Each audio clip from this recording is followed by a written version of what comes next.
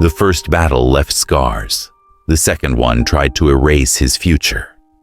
A gentle breeze rustles the curtains of a modest apartment just outside Des Moines. The afternoon sun filters through the window, casting long golden rectangles across a cardboard box labeled Nursery. Inside, Caleb Carter sits motionless at the edge of his couch, the weight of 1,000 decisions pressing into his shoulders. His 4-year-old daughter's laughter floats in from the next room, a sound so full of life, it feels foreign to the man who once heard nothing but war. His back is straight, a posture that never left him. His eyes, however, are tired, the kind of tired that sleep doesn't cure. In his hands, he holds a letter. Thick paper, official insignia, words that once promised him a future. Across from him, a single envelope lies unopened on the coffee table, smaller, colder, sent from a place with no face. The silence is deceptive, not peace, but pause. A moment balanced on the edge of a knife. The Marine in him recognizes it, the calm before impact. Because for Sergeant Caleb Carter, home was supposed to be the end of the war.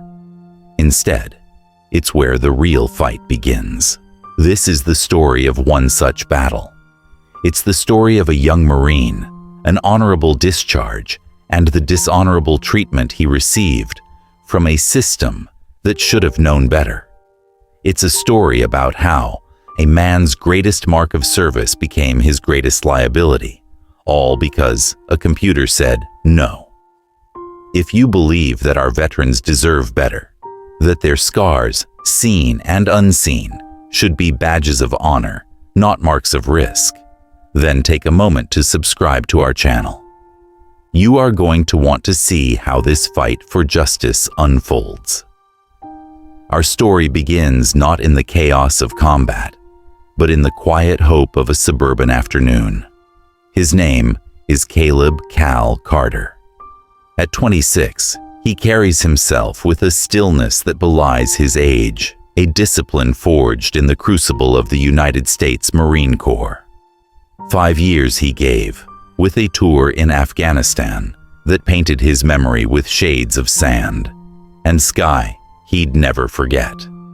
He left the service a sergeant, his discharge papers stamped honorable, a testament to his character and commitment.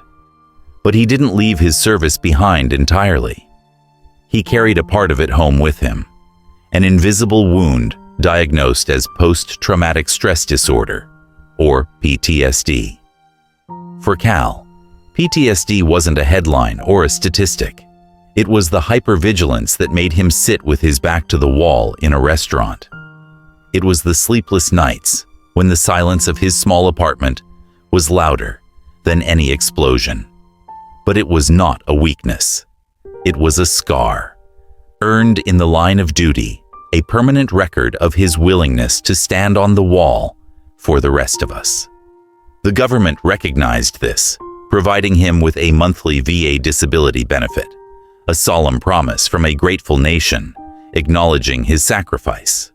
This benefit, combined with his steady income as a security manager for a corporate campus, was the cornerstone of his family's future. That family was his why.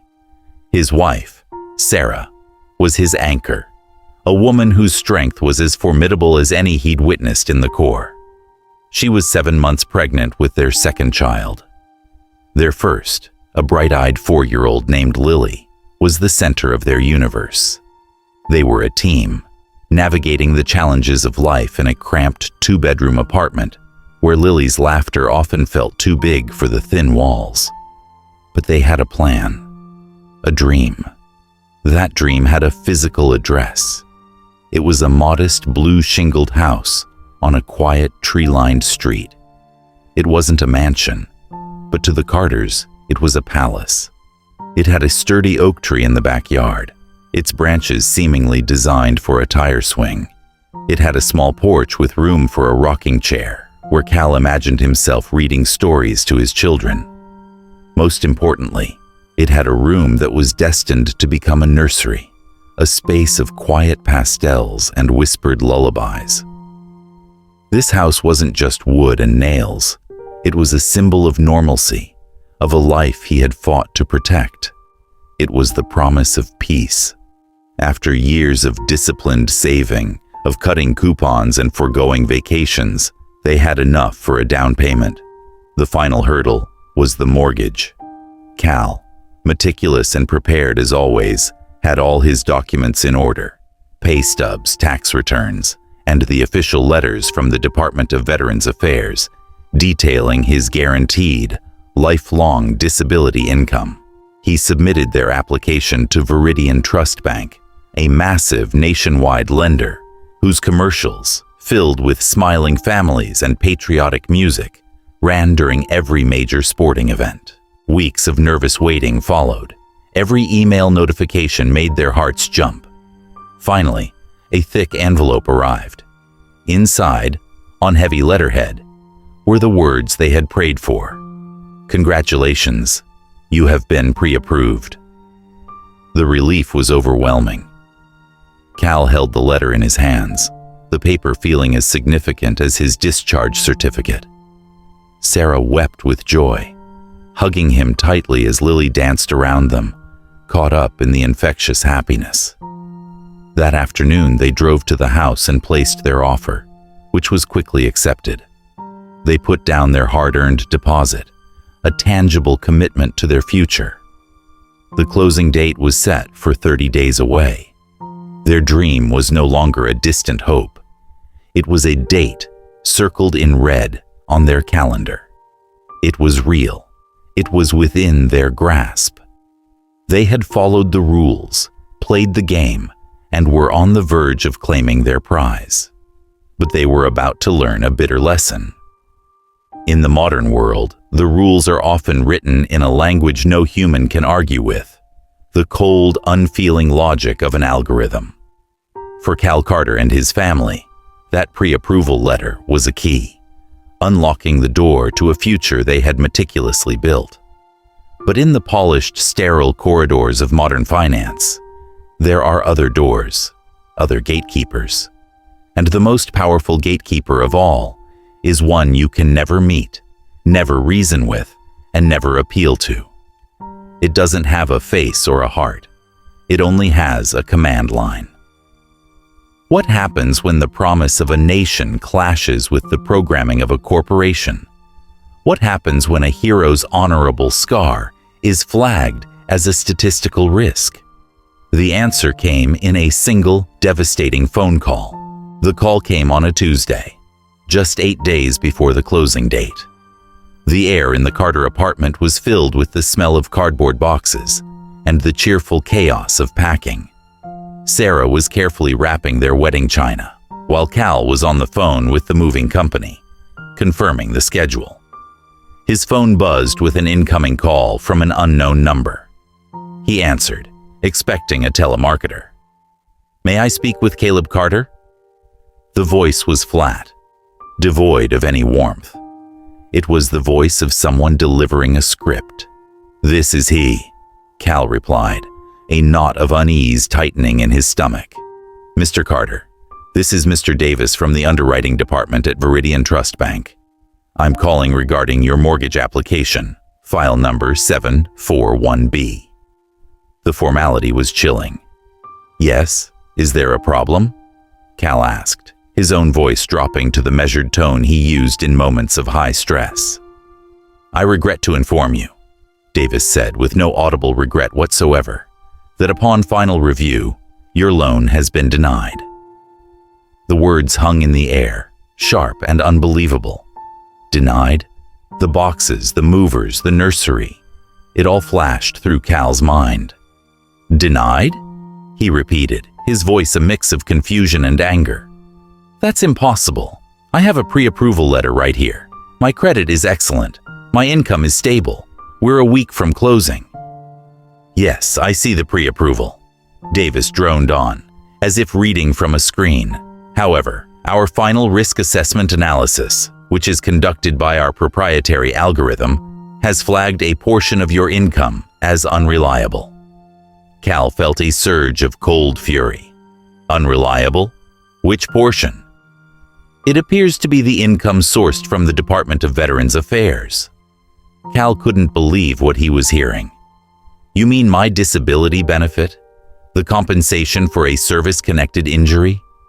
That is a lifetime, tax-free, federally guaranteed benefit. It is the most reliable income I have. I understand your position, Mr. Carter, Davis said, the meaningless phrase a shield against any real conversation. However, the system categorizes certain types of disability income based on their diagnostic codes.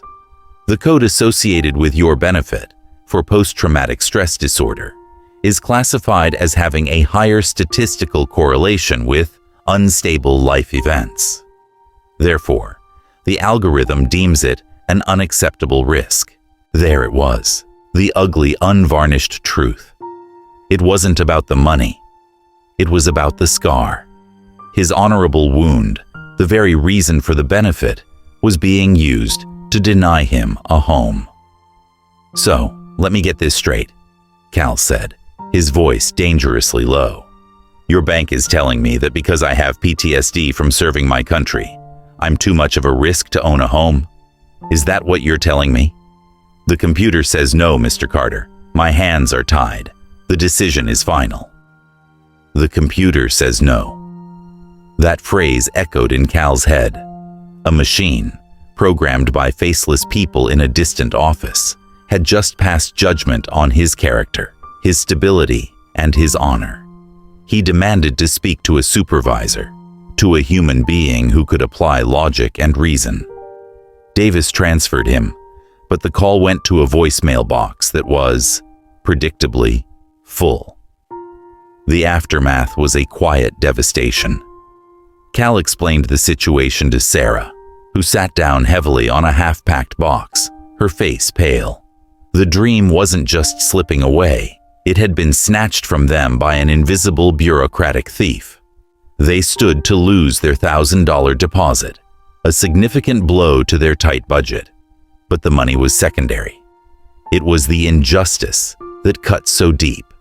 The feeling of being punished for his service was a betrayal more profound than any he had faced on the battlefield. That night, Cal didn't sleep. He sat in the dark, the silence of the apartment pressing in on him. He thought of other veterans he knew from his support group. He remembered a story from an old Vietnam vet, a man named Frank, who had been a door gunner on a Huey. Frank had told him once, his voice thick with a 50-year-old hurt, how he'd been turned down for a factory job in 1972. The foreman had looked at his service record and said, "We don't need any of you psycho baby killers working here." At the time, Cal had felt a sad pity for Frank, thinking how much things had changed. Now he saw it wasn't different at all. The prejudice was just better hidden. It had been laundered through a corporate policy, sanitized by a complex algorithm, but the ugly core of it was the same.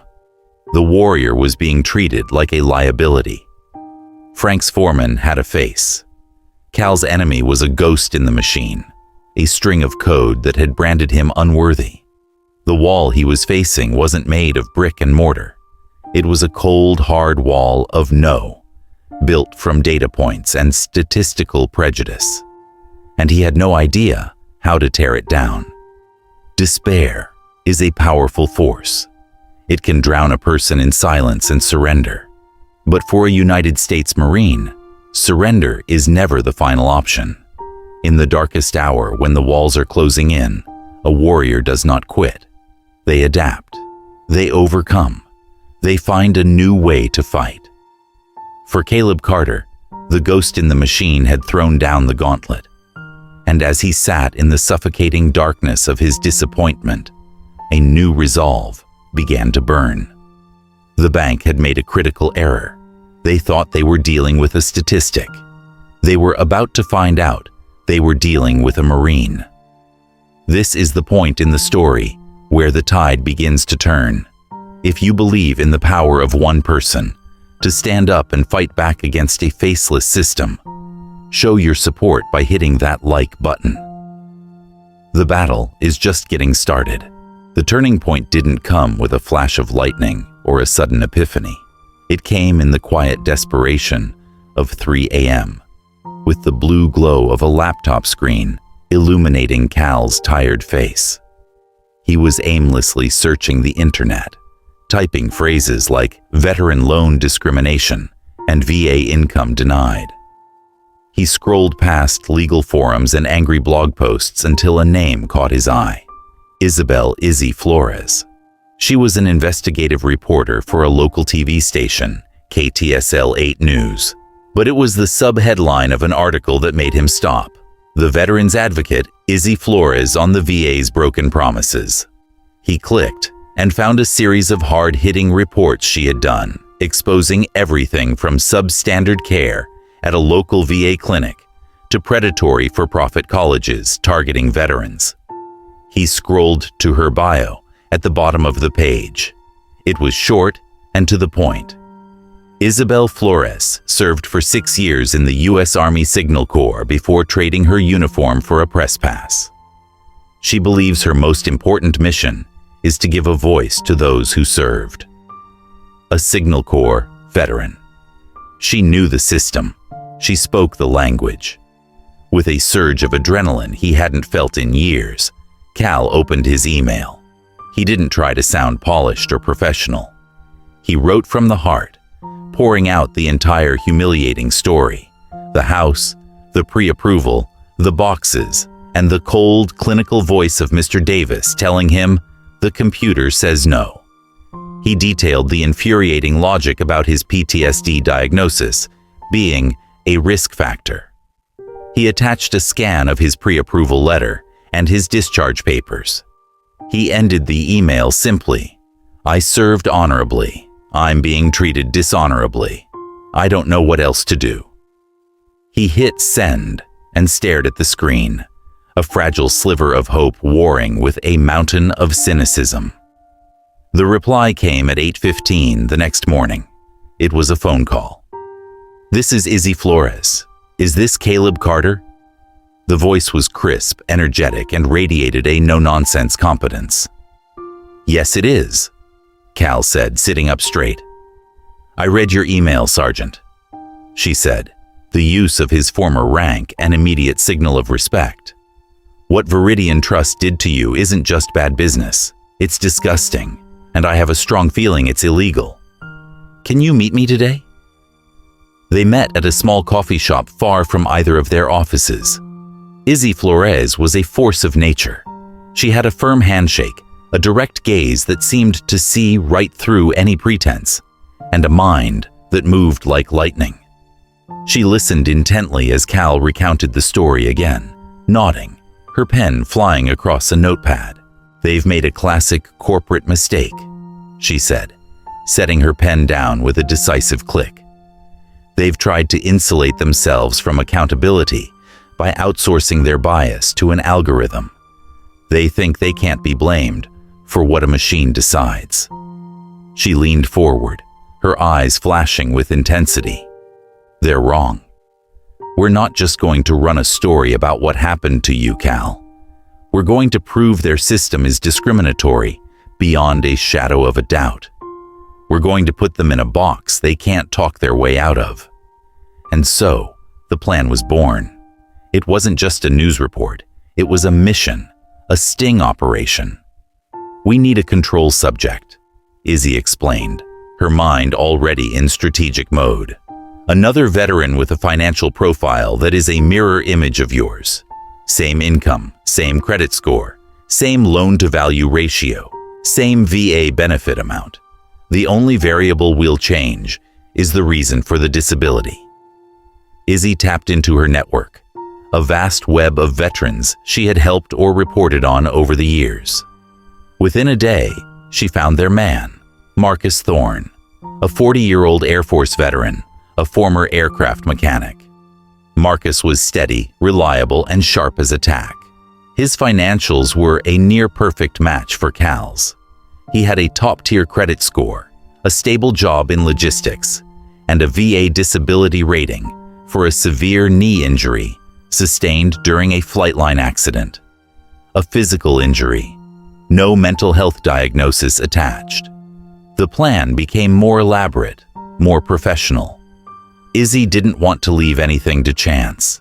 She brought in a trusted contact, a retired mortgage broker named Susan, who volunteered her time to help them build Marcus's application package. Susan's role was to ensure the file was pristine, a perfect clone of Cal's, right down to the dollar figures. This wasn't just about catching the bank. It was about building an airtight case. "This is our pre-mission brief," Izzy said, as the four of them, Cal, Izzy, Marcus, and Susan, gathered in the KTSL 8 news conference room. It felt like a tactical operations center. A whiteboard was covered in notes and figures. "Marcus, you are our point man. You go into a different branch of Viridian Trust. You meet with a different loan officer. You submit this flawless application. You will be wired for audio and video. Cal, you are our baseline, our proof of the initial injustice. Susan is our technical advisor. And I," she said with a grim smile, "am the air support. I will document everything and bring the thunder down on them when the time is right." For the first time in weeks, Cal felt the familiar sense of purpose, of being part of a team with a clear objective. The helplessness was gone, replaced by a cold, focused anger. He looked at Marcus, a man he had just met, who was willing to go to bat for him simply because they shared the bond of service. He looked at Izzy, a journalist who fought with a camera and a microphone instead of a rifle. He was no longer a victim. He was a combatant again, and this time, the battlefield was the polished marble floor of Viridian Trust Bank. The plan was set. The players were in position.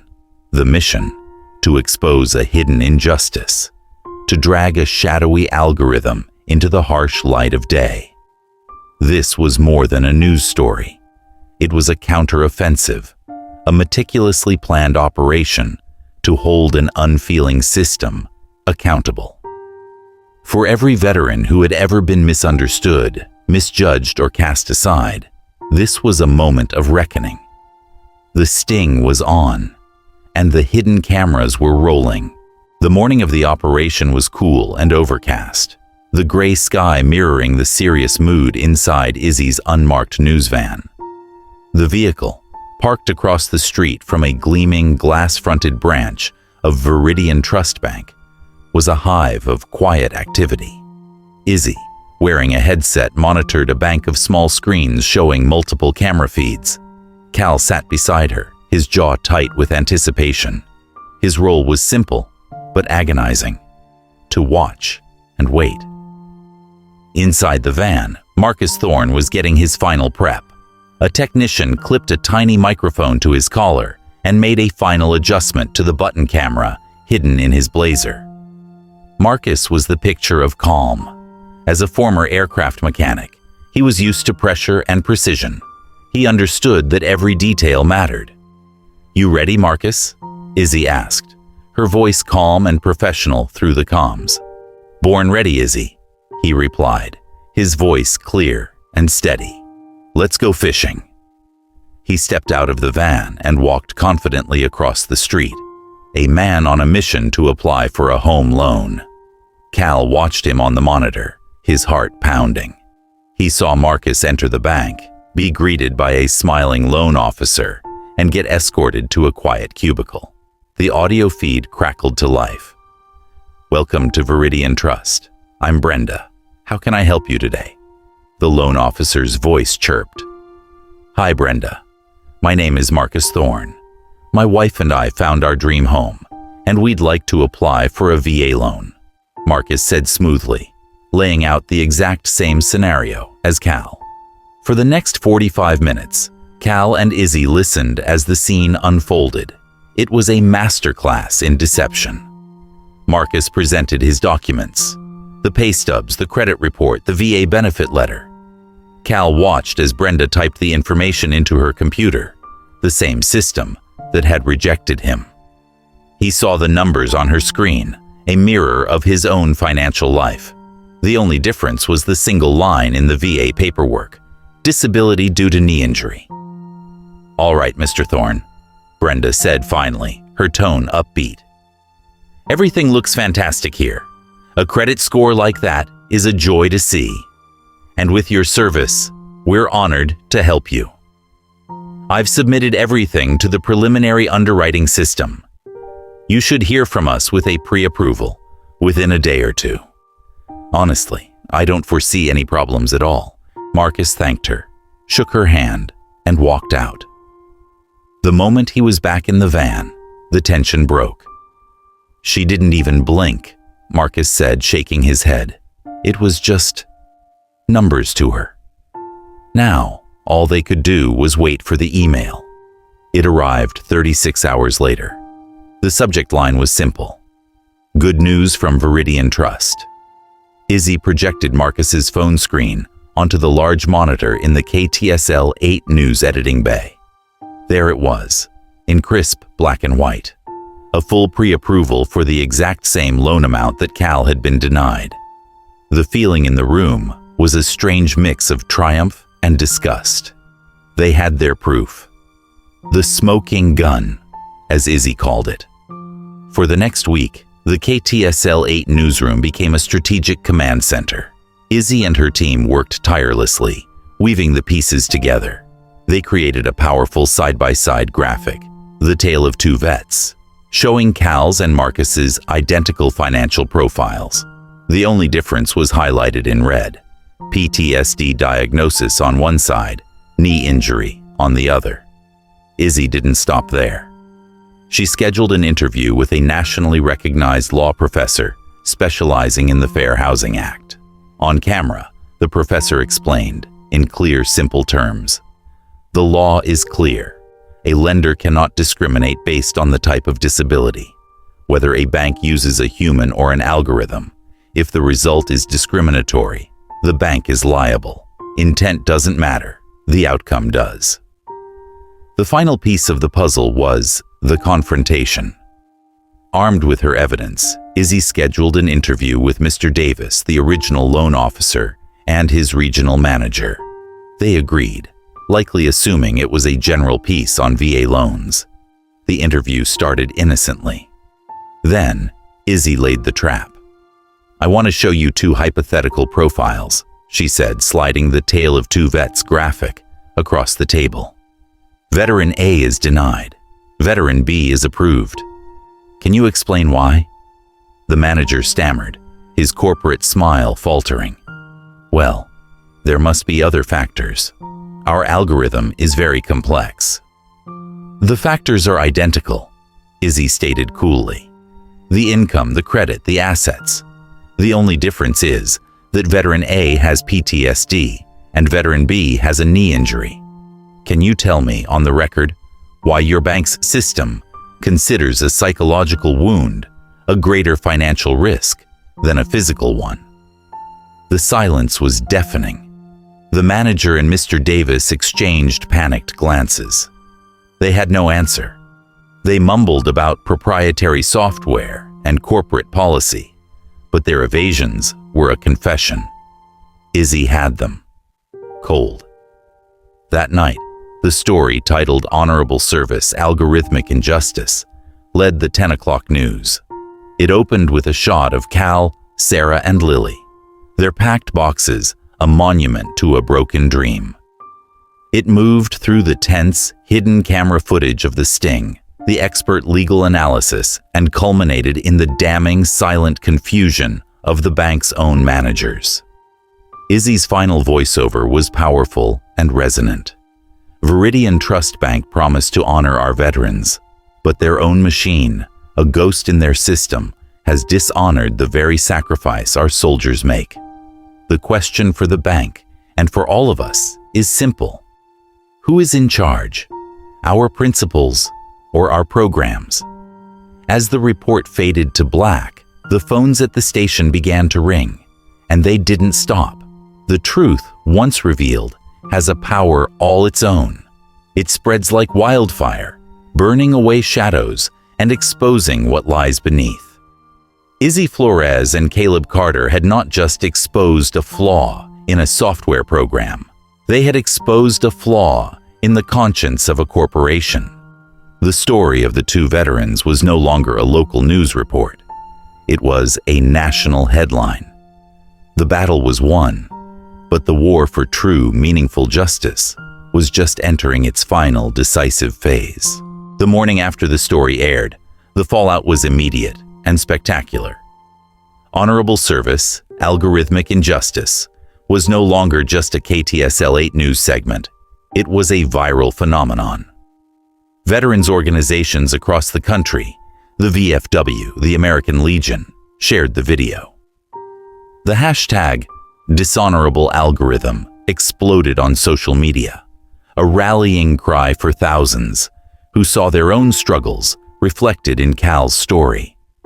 The story tapped into a deep well of frustration among Americans.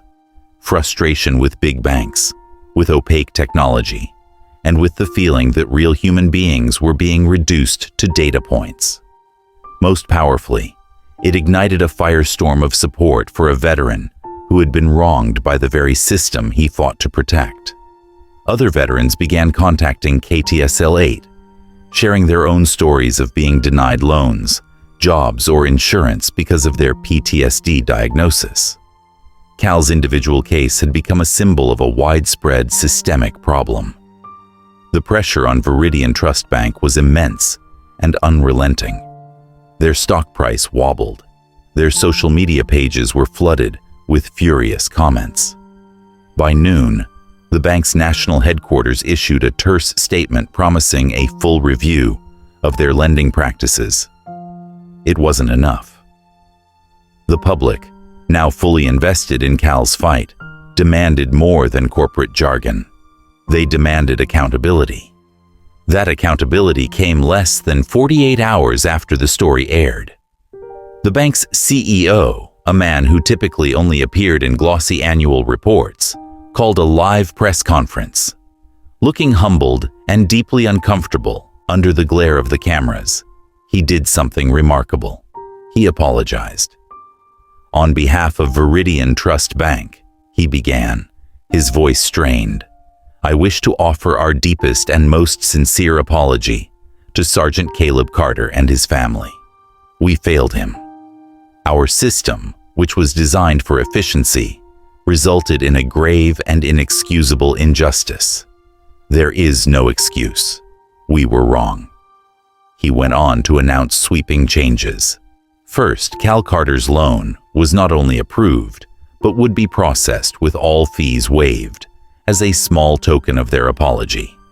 Second, the bank was immediately terminating its contract with the third-party risk assessment firm that had designed the biased algorithm. Third, he announced the formation of a new Veterans Home Loan Advocacy Department, a team of human experts dedicated to personally reviewing any application from a veteran that was flagged by the automated system. It was a promise to put human judgment back into the equation. For Cal, the public victory was stunning, but the private one was sweeter. The phone call came directly from the CEO himself, a personal apology that felt more genuine than the televised one. An hour later, their new loan officer called, a real person from the newly formed advocacy department, to congratulate them and walk them through the final expedited steps. A week later, Cal and Sarah stood on the porch of the blue-shingled house. The keys felt heavy and real in Cal's hand. As Sarah opened the door, Lily ran past them, her gleeful shouts echoing in the empty rooms. It was their home. This story, however, ends not just with one family's victory, but with the profound lesson it teaches us. It's a powerful reminder that in our rush for technological progress and efficiency, we risk creating systems that are blind to the very qualities that make us human: compassion, context, and character. An algorithm can measure data, but it cannot measure honor. A computer can calculate risk, but it cannot comprehend sacrifice. Cal's battle shows us that true patriotism isn't just about waving a flag. It's about ensuring that the society our veterans return to is worthy of their service. It's about fighting injustices here at home with the same tenacity they fought our enemies abroad. It proves that the courage of a single individual, armed with the truth and amplified by a free press, is still the most powerful force for change in our democracy. We end our story a few months later. It's a warm autumn afternoon. Cal is sitting on the porch swing of his new home, gently rocking his newborn son. Sarah is tending to a small garden, and Lily is trying, with all her might, to get a kite to fly in the backyard, her laughter carried on the breeze. The scene is one of profound, ordinary peace. It's the very peace Cal Carter fought for on two separate fronts, once in the mountains of Afghanistan, and once more against the cold wall of an algorithm. He won both. He is finally home. Caleb's story is a testament to the fact that one voice, one act of courage, can indeed change the world. What are your thoughts on this battle against the computer? Have you or someone you know faced a similar struggle? Share your perspective in the comments below. Your voice matters. And if you were moved by this story, please subscribe for more stories that need to be heard. Thank you for listening.